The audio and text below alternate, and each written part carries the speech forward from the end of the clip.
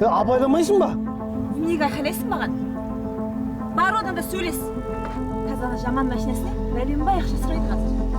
Асықпа деді қой саған.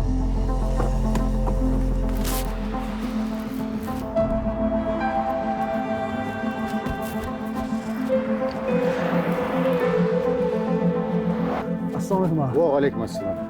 Кешіріңіз. Машинаңызды соғып қойдық. Ал нешесінден? Рөлде отырған әйелің еді ғой. Өз неге келмеді? Май қызметкерлер шақырмай осы жерде бітірбесе қалай болады аға? Өзіңнің неше балаң бар? 4 балам бар, Аллаға шүкір. Қалтамда ақша болмай тұрғаны.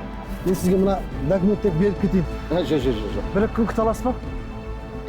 Машинаңызды жасатып беремін.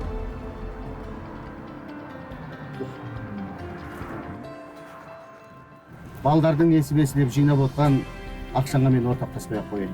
Өз машинамды өзім жөндеп алам бауыр.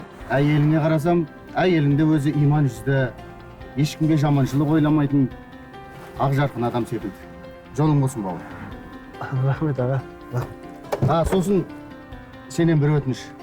Егер сені де біреу осылай соғып кетсе, сен оны кешіре сал.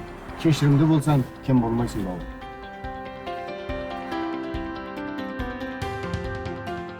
Не болды? Не деді? Бәленбай ақша беретін шығармын саған машинасына. Сен ол кісі сен туралы не деген білесің ба? Не деді? Сені қандай иман жүзді, ақ жарқынды, ешбір адамды жамандамайтын қандай керемет әйел деді. Ақшаңыз керек жоқ, рахмет, бала шағаңызға жарат деді. Жүр бұл кет.